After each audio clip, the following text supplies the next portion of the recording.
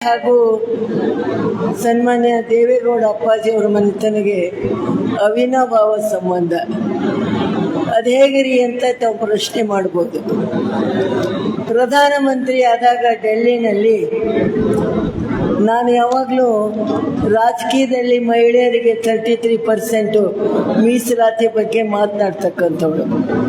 ನೀನು ಕರ್ನಾಟಕದಲ್ಲಿ ಮಾತ್ರ ಮುಖ್ಯಮಂತ್ರಿ ಆದಾಗ ಅದನ್ನು ರೆಸಲ್ಯೂಷನ್ ಪಾಸ್ ಮಾಡಿ ಡೆಲ್ಲಿಗೆ ತಗೊಂಡು ಬಾ ಅಂತ ಆರ್ಡರ್ ಮಾಡಿದವರು ದೇವೇಗೌಡ ಅಪ್ಪಾಜಿಯವರು. ನಾನು ಡೆಲ್ಲಿಗೆ ಆ ರೆಸಲ್ಯೂಷನ್ ತೆಗೆದುಕೊಂಡು ಡೆಲ್ಲಿಗೆ ಹೋದೆ. ಡೆಲ್ಲಿಗೆ ಹೋದಾಗೆ ಅವ್ರು ಹೇಳಿದರು, ಸ್ವಲ್ಪ ಮಹಿಳೆಯರನ್ನ ಕರ್ಕೊಂಡು ಬಾರಮ್ಮ ಡೆಲ್ಲಿಗೆ ಅಂತಂದರು. ಮತ್ತೆ ಬೆಂಗಳೂರಿಗೆ ಬಂದು ಸುಮಾರು ಜನ ಮಹಿಳೆಯರನ್ನ ಕರ್ಕೊಂಡು ಡೆಲ್ಲಿಗೆ ಹೋದೆ. ನಾನು ಆ ಮಹಿಳೆಯರಿಗೆ ವ್ಯವಸ್ಥೆ ಮಾಡಬೇಕಲ್ಲ, ಪುರುಷರನ್ನ ವ್ಯವಸ್ಥೆ ಮಾಡೋದು ಭಾಳ ಸುಲಭ ರೀ, ಮಹಿಳೆಯರಿಗೆ ವ್ಯವಸ್ಥೆ ಮಾಡೋದು ಭಾಳ ಕಷ್ಟ. ಯಾಕಂದರೆ ನಾವು ಜಗಳ ಗಂಟರು, ಅವಳಿಗೆ ಸರಿಯಾಗಿಲ್ಲ, ಇವಳಿಗೆ ಸರಿಯಾಗಿಲ್ಲ, ರೂಮ್ ಸರಿಯಾಗಿಲ್ಲ, ನೀರು ಸರಿಯಾಗಿಲ್ಲ ಅಂತ ಬಹಳ ಹೇಳಿದವರೇ ಜಾಸ್ತಿ ಹೊರತು ಮಹಿಳೆ. ನಾವು ಬಂದಿದ್ದು ಒಳ್ಳೆ ಕೆಲಸಕ್ಕೆ, ಆ ಥರ ಹೇಳಬೇಡಿ ನೀವು. ಇವತ್ತು ನಾವು ಬಂದ ಕೆಲಸ ನೋಡೋಣ ಅಂತ ಹೇಳಿದೆ ನಾನು ಎಲ್ಲರಿಗೂ. ಆವಾಗ ಡೆಲ್ಲಿಗೆ ಹೋದಾಗೆ ನಾನು ಸನ್ಮಾನ್ಯ ದೇವೇಗೌಡರ ಮನೆಗೆ ಹೋದಿಲ್ಲ. ಚೆನ್ನಮ್ಮ ತಾಯಿ ಅಲ್ಲಿದ್ದರು. ಯಾರ್ಯಾರು ಬಂದಿದ್ದೀರಿ ಅಂತ ಕೇಳಿದರು. ನಾನು ಮಹಿಳೆಯರನ್ನೆಲ್ಲ ಕರ್ಕೊಂಡು ಬಂದಿದ್ದೇನಮ್ಮ, ಅವ್ರನ್ನೆಲ್ಲ ಅಲ್ಲಿ ಗೆಸ್ಟ್ ಹೌಸ್ನಲ್ಲಿ ಬಿಟ್ಟಿದ್ದೀನಿ, ತಮ್ಮನ್ನು ನೋಡೋಕೆ ಬಂದೆ ಅಂತ ಹೇಳಿದೆ. ನಾನು ಅವ್ರನ್ನೆಲ್ಲ ಗೆಸ್ಟ್ ಹೌಸ್ನಲ್ಲಿ ಬಂದೇನು, ಒಬ್ಬಳೇ ಬಂದ. ನಾಳೆ ಎಲ್ಲರನ್ನೂ ಕರ್ಕೊಂಡು ಬಾ, ನಮ್ಮ ಮನೆಗೆ ಬ್ರೇಕ್ಫಾಸ್ಟ್ ಆಗಲಿ ಅಂದರು ಆ ಮಹಾತಾಯಿ ಚೆನ್ನಮ್ಮ. ಆಶ್ಚರ್ಯವಾಯಿತು ನನಗೆ. ದಿಲ್ಲಿ ಅಂತ ಪಟ್ಟಣದೊಳಗೆ ಚೆನ್ನಮ್ಮಾಜಿಯವರು ಎಲ್ಲರನ್ನೂ ಕರ್ಕೊಂಡು ನಮ್ಮ ಮನೆಗೆ ಬ್ರೇಕ್ಫಾಸ್ಟ್ ಬಾ ಅಂತ ಕರೆದ್ರು. ನನಗೆ ತವರು ಮನೆಗೆ ಹೋದಷ್ಟು ಸಂತೋಷವಾಯಿತು. ಎಲ್ಲ ಮಹಿಳೆಯರನ್ನು ನಾನು ದೇವೇಗೌಡ ಅಪ್ಪಾಜಿಯವ್ರ ಮನೆಗೆ ಕರ್ಕೊಂಡೋಗಿ ಚೆನ್ನಮ್ಮನವರ ಆತಿಥ್ಯ ಅದೆಲ್ಲ ಆಯಿತು. ನನಗೆ ಇನ್ನೊಂದು ಮೀಟಿಂಗ್ ಇತ್ತು ಡೆಲ್ಲಿನಲ್ಲಿ. ಮುಂದೆ ಹೋಗ್ತಾ ಇದ್ದರೆ ಕಾರ್ ಕೊಟ್ಟು ಕಳಿಸಿದ್ರು ಚೆನ್ನಮ್ಮನವರು. ನನಗೆ ಗಾಬರಿ ಆಗೋಯ್ತು, ಇದ್ಯಾಕೆ ಕಾರ್ ಕೊಟ್ಟು ಕಳಿಸಿದ್ರು, ನಾನೇನಾದರೂ ತಪ್ಪು ಮಾಡಿದ್ನ ಅಂತ. ಎಲ್ಲ ವಾಪಸ್ ಬರೋಕೆ ಹೇಳು, ಆ ಮಹಿಳೆಯರಿಗೆಲ್ಲ ನಾನು ತಾಂಬೂಲ ಕೊಡಬೇಕು ಅಂತ ಹೇಳಿದ್ದು ಮಹಾತಾಯಿ ಚೆನ್ನಮ್ಮನವರು. ಹೋದವಳನ್ನ ವಾಪಸ್ ಕರೆದು ಎಲ್ಲ ಮಹಿಳೆಯರನ್ನ ಕರೆದು ತಾಂಬೂಲ ಕೊಟ್ಟು ಆತಿಥ್ಯ ಮಾಡಿದ್ದನ್ನ ನಾನು ಮರೆಯೋದಕ್ಕೆ ಆಗೋದಲ್ಲ ನನ್ನ ಜೀವನದಲ್ಲಿ ಅಂತ ನಿಮ್ಗೆ ಗಮನಕ್ಕೆ ತರ್ತಾ ಇದ್ದೀನಿ. ಚೆನ್ನಮ್ಮನವರ ಸನ್ಮಾನ್ಯ ದೇವೇಗೌಡರ ಮನೆ ಅಂದರೆ ನನಗೆ ತವರು ಮನೆಗೆ ಹೋದಷ್ಟು. ನಾನು ಒಂದ್ಸಲ ನಮ್ಮ ಸ್ನೇಹಿತರನ್ನೆಲ್ಲ ಕರ್ಕೊಂಡು ಹೋದೆ. ಆವಾಗ ಚೆನ್ನಮ್ಮನವರು ಕೈ ಹಿಡಿದು ಕೂತ್ಕೊಂಡು, ಇವರೆಲ್ಲ ಯಾರಮ್ಮ ನೀಲಮ್ಮ ಅಂತ ಕೇಳಿದರು. ಇವರೆಲ್ಲ ನಮ್ಮ ಪಕ್ಷದಲ್ಲಿ ದುಡಿತಕ್ಕಂಥವ್ರು ಅಂತ. ಆವಾಗ ಅವರು ಎಲ್ಲರನ್ನೂ ಕರೆದ್ಬಿಟ್ಟು, ನೋಡಿ, ಪಕ್ಷದಲ್ಲಿ ನೀವು ದುಡಿಬೇಕಾತಂದರೆ ಸ್ವಾರ್ಥ ಇರಬಾರ್ದು, ಹೆಣ್ಮಕ್ಕಳು ಜಗಳಾಡಬಾರ್ದು, ಒಬ್ಬರ ಮೇಲೆ ಒಬ್ಬರು ಚಾಡಿ ಹೇಳಕೂಡುದು ಅಂತ ಪ್ರತಿಜ್ಞೆ ಮಾಡಿ ಅಂತ ಹೇಳಿದ ಮಹಾತಾಯಿ ಚೆನ್ನಮ್ಮ. ಇವತ್ತಿನ ನಾವು ಹೆಣ್ಮಕ್ಕಳು ನಮಗೊಂದು ಕೆಟ್ಟ ಚಟ, ಯಾರಾದರೂ ಒಬ್ಬ ಹೆಣ್ಮಗಳ ಮುಂದೆ ಹೋಗ್ತಾಳಂದ್ರೆ ಅವ್ರು ಕಾಲಿಡೋದು ಜಗ್ಗಕ್ಕೆ ಶುರು ಮಾಡ್ತೀವಿ ನಾವು. ಹೌದೇನ್ರಿ? ನೋಡಿ ನಗ್ತಾರೋ. ಅದ್ಯಾಕೆ ಹಾಗೆ ಮಾಡ್ತೀವೋ ಗೊತ್ತಾಗಲ್ಲ ನಮಗೆ. ನಾನು ಕೆಲವು ಹೆಣ್ಮಕ್ಕಳನ್ನ ಕರ್ಕೊಂಡು ಹೋದೆ ಒಂದು ಸಲ ಅಪ್ಪಾಜಿಯವ್ರ ಮನೆಗೆ. ಕರ್ಕೊಂಡು ಹೋದಾಗೆ ನಾನು ಮೊದಲು ಅಪ್ಪಾಜಿಯವ್ರ ಬೆಟ್ಟ ಆದಮೇಲೆ ಅವ್ರ ಮನೆಯಲ್ಲಿ 2-3 ಫ್ಲೋರ್ ಇದ್ದಾವೆ. ಚೆನ್ನಮ್ಮಾಜಿ ನೋಡಬೇಕು ಅಂತೇಳಿ ಕೆಳಗಡೆ ಬಂದೆ. ನಾನು ಯಾರ್ಯಾರು ಬಂದಿದ್ದೀರಮ್ಮ ಅಂತ ಕೇಳಿದ್ರು. ನಾನು ಕೆಲವು ಮಹಿಳೆಯರನ್ನು ಕರ್ಕೊಂಬಂದಿದ್ದೇನಮ್ಮ ಅಂತಂದೆ. ಕರ್ಕೊಂಬ ಅವ್ರನ್ನೆಲ್ಲ ಅಂತ ಹೇಳಿದ್ರು ನನಗೆ. ಯಾಕಂದರೆ ಆ ತಾಯಿಯ ಮನಸ್ಸು ಚೆನ್ನಮ್ಮ, ಚೆನ್ನ ಅಂದರೆ ಪವಿತ್ರವಾದಂಥ ಮನಸ್ಸು. ಎಷ್ಟು ಆತ್ಮೀಯತೆ ಅಂತಂದರೆ ನನಗೆ ಶಬ್ದನೇ ಇಲ್ಲ ಹೇಳೋದಕ್ಕೆ.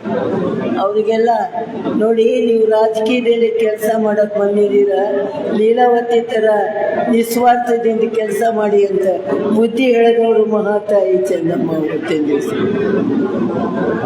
ನಾನು ಅವರ ಮನೆಯಲ್ಲಿ ಬಹುಶಃ ಹಿರಿ ಮಗಳಂದರೆ ತಪ್ಪಾಗಲಿಕ್ಕಿಲ್ಲ, ಅಂಥ ಒಂದು ಮಹಾ ತಾಯಿನ ಇವತ್ತು ನುಡಿ ನಮನ ಮಾಡ್ತಾ ಇದ್ದೀನಿ.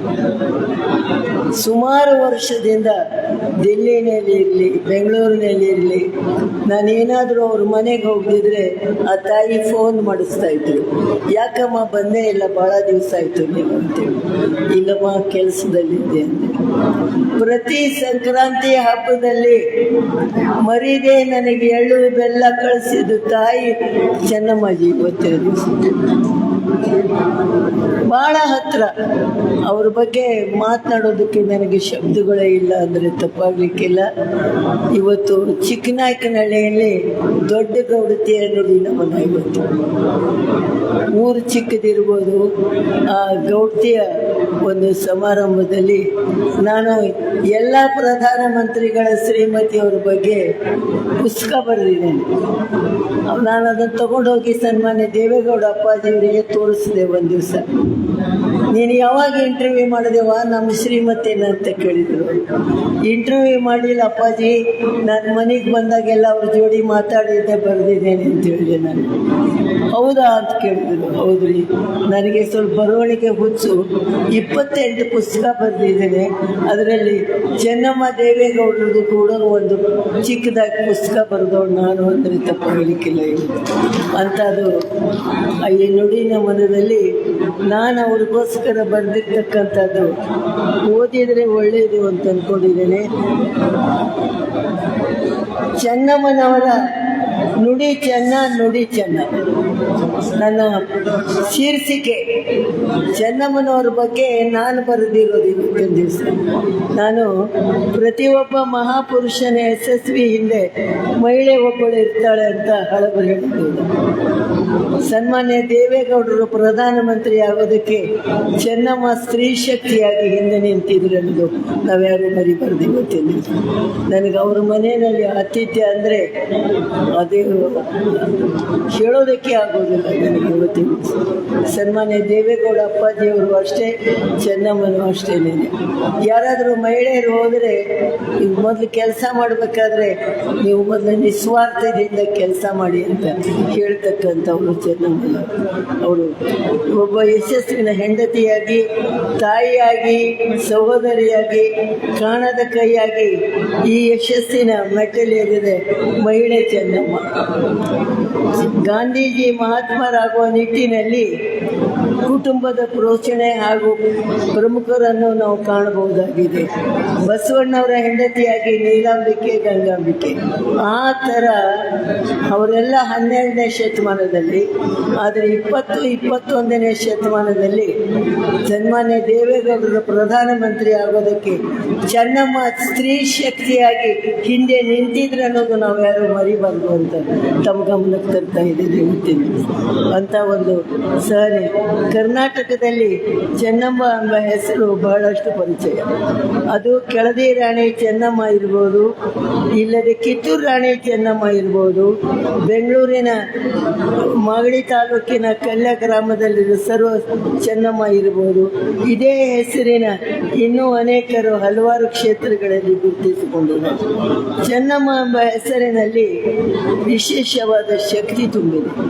ಚೆನ್ನ ಅಮ್ಮ, ಅಮ್ಮ ಅನ್ನೋದು ಆಮೇಲೆ ಚೆನ್ನ ಅನ್ನೋದು ಸುಂದರ. ಸುಂದರವಾದಂಥ ಪರಿಕಲ್ಪನೆ ಚೆನ್ನಮ್ಮನ ಹೆಸರಿನಲ್ಲಿ ಅಡಗಿದೆ ಅಂತೇಳಿ. ಆ ಹೆಸರಿನಲ್ಲಿ ಕೋಮಲತೆ ಇದೆ, ಮೃದುತ್ವ ಇದೆ, ಒಂದು ರತ್ನವಿದೆ, ತ್ಯಾಗವಿದೆ, ಕರುಣೆ ಇದೆ, ಧೈರ್ಯ ಇದೆ, ತಾಳ್ಮೆ ಇದೆ. ಈ ಎಲ್ಲ ಚತುರತೆ ಇದಕ್ಕೆ ಆದರ್ಶವಾಗಬಲ್ಲವರು ಹಾಸನ ಜಿಲ್ಲೆಯ ಹೊಳೆ ನರಸೀಪುರ ತಾಲೂಕಿನ ಹರದನಹಳ್ಳಿಯಲ್ಲಿ ಜನ್ಮ ತಾಳಿದ ಶ್ರೀಮತಿ ಚೆನ್ನಮ್ಮನವರು. ಎಲ್ಲ ಗುಣಗಳು ಚೆನ್ನಮ್ಮನವರನ್ನ ಕಂಡಿದ್ದೇನೆ. ಸಾಮಾನ್ಯವಾದಂಥ ಹೆಣ್ಮಗಳೆಲ್ಲ. ಇವತ್ತು ದೇವೇಗೌಡರು ಪ್ರಧಾನಿ ಆಗಬೇಕಂತಂದರೆ ಚೆನ್ನಮ್ಮ ಸ್ತ್ರೀ ಶಕ್ತಿಯಿಂದಲೇ ಪ್ರಧಾನಿಯಾಗಿರೋದು. ಕರ್ನಾಟಕದ ಒಬ್ಬ ಪುರುಷ ಭಾರತ ದೇಶದ ಪ್ರಧಾನಿ ಆಗಬೇಕಂತಂದರೆ ಯಾವ ಶಕ್ತಿ ಇತ್ತು ರೀ ಅವರಿಗೆ? ದೇವೇಗೌಡ ಅಪ್ಪಾಜಿಯವರಿಗೆ ಶಕ್ತಿ ಅಂದರೆ ಚೆನ್ನಮ್ಮನೇ ಸ್ತ್ರೀ ಶಕ್ತಿ.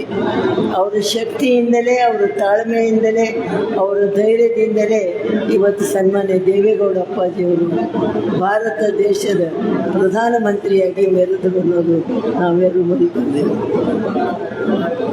ಪ್ರಥಮವಾಗಿ ಚೆನ್ನಮ್ಮನವ್ರನ್ನ ಕಂಡಿದ್ದು ಮಾಜಿ ಪ್ರಧಾನಿ ದೇವೇಗೌಡರು ಕರ್ನಾಟಕದ ಸರ್ಕಾರದ ಲೋಕೋಪಯೋಗಿ ಮಂತ್ರಿಯಾದಾಗ. ನಂದು ಅವ್ರದ್ದು ಬಾಂಧವ್ಯ. ಅವರು ಲೋಕೋಪಯೋಗಿ ಮಂತ್ರಿಯಾಗಿದ್ದರು ಸನ್ಮಾನ್ಯ ದೇವೇಗೌಡ ಅಪ್ಪಾಜಿಯವರು. ಆವಾಗ ನನಗೆ ಚೆನ್ನಮ್ಮನವ್ರ ಪರಿಚಯ ಆಯಿತು. ಆ ಪರಿಚಯ ಎಷ್ಟು ಬೆಳೀತು ಅಂದರೆ ವಾರಕ್ಕೊಂದ್ಸಲ ನಾನು ಅವ್ರ ಮನೆಗೆ ಹೋಗಿದ್ರೆ ನನಗೆ ಫೋನ್ ಕಾಲ್ ಬರೋದು, ಯಾಕಮ್ಮ ಬಂದೇ ಇಲ್ಲ ಮನೆ ಕಡೆ ಅಂತ ಹೇಳ್ಬಿಟ್ಟು. ಅಂಥ ಒಂದು ಬಾಂಧವ್ಯವನ್ನು ಬೆಳೆಸಿಕೊಂಡಿರ್ತಕ್ಕಂಥ ಪುಣ್ಯವಂತೆ ನಾನು ಅಂತ ಹೇಳ್ಬೋದು. ಇವತ್ತು ಚಿಕ್ಕನಾಯಕನಹಳ್ಳಿ ಆವರಣದಲ್ಲಿ ಚೆನ್ನಮ್ಮನವರ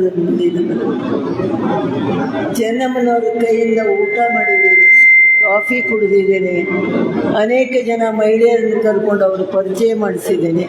ಸಾಕಷ್ಟು ಬಾರಿ ನಾನು ಹೋಗದಿದ್ದರೆ ಫೋನ್ ಮಾಡಿ ನಾನು ಕರೆಸಿಕೊಂಡು ಮಾತನಾಡ್ತಕ್ಕಂಥ ಹಿರಿಯ ಶಕ್ತಿ ಚೆನ್ನಮ್ಮನಲ್ಲಿ ಬಂದ ತಕ್ಷಣ ಸನ್ಮಾನ್ಯ ದೇವೇಗೌಡ ಅಪ್ಪಾಜಿಯವರು, ನೀವು ನನ್ನ ಹತ್ರ ಬಂದಿಲ್ಲ ರೀ, ಹೋಗಿ ಹೋಗಿ ಕೆಳಗಡೆ ಹೋಗಿ ನಿಮ್ಮಮ್ಮ ಕಾಯ್ತಾ ಇದ್ದಾಳೆ ಅಂತ ಹೇಳೋರು ನನಗೆ. ಅಂಥ ಒಂದು ತಾಯಿನ ಅಗಲಿಕೆಯ ನುಡಿ ನಮನ ನಾವು ಇವತ್ತು ಚಿಕ್ಕನಾಯಕನಹಳ್ಳಿ ಕ್ಷೇತ್ರದಲ್ಲಿ ಮಾಡ್ತಾ ಇದ್ದೇವೆ. ದೊಡ್ಡ ಗೌಡತಿಗೆ ಇವತ್ತು ನುಡಿ ನಮನ. ಅವರ ಆತ್ಮಕ್ಕೆ ಅವರು ಪ್ರಾಣ ಹೋಗೋ 4 ದಿವಸ ಮೊದಲು ಹೋಗಿದ್ದೇನೆ ರೀ ನಾನು. ಯಾವಾಗಲೂ ಹೋಗೋಳು ಸ್ವಲ್ಪ ತಡವಾಗಿ ಹೋದೆ ನಾನು. ಅವತ್ತು ಹೋದಾಗ ಯಾಕಮ್ಮ 4 ದಿವಸದ ಹಿಂದೆ ಬಂದೀನಿ, ಮೊದಲೇ ಯಾಕೆ ಬರಲಿಲ್ಲ ಅಂತ ಕೇಳಿದ್ರು ನಾನು. ಇಲ್ಲಮ್ಮ, ನಾನು ಊರಲ್ಲಿ ಇರಲಿಲ್ಲ, ಬರೋದಕ್ಕಾಗಲಿಲ್ಲ ಅಂತ ಹೇಳಿದ್ದೀನಿ. ನೀನು ಬರೆದಿದ್ರೆ ನನಗೆ ಊಟನೇ ಸೇರಲ್ಲ ಅಂತ ಹೇಳಿದ ಮಹಾತಾಯಿ ಚೆನ್ನಮ್ಮನವರು. ನನಗೆ ಹಾಗೂ ಚೆನ್ನಮ್ಮನವರ ಅವಿನಾಭಾವ ಸಂಬಂಧ. ನನಗೆ ತಾಯಿ ಮನೆಗೆ ಹೋದಷ್ಟು ಸನ್ಮಾನ್ಯ ದೇವೇಗೌಡ ಅಪ್ಪಾಜಿಯವರು, ನೀನು ನನ್ನ ಕಡೆ ಬಂದಿಲ್ಲ, ಹೋಗಮ್ಮ ಕೆಳಗೆ ಹೋಗು, ನಿಮ್ಮಮ್ಮನ ಕಡೆ ಬಂದಿದೆ ಅಂತ ಹೇಳೋರು ಯಾವಾಗಲೂ. ಅಂಥ ತಾಯಿಯನ್ನು ಕಳೆದುಕೊಂಡು ನಾವಿವತ್ತು ಪರದೇಶಿಗಳಾಗಿದ್ದೇವೆ.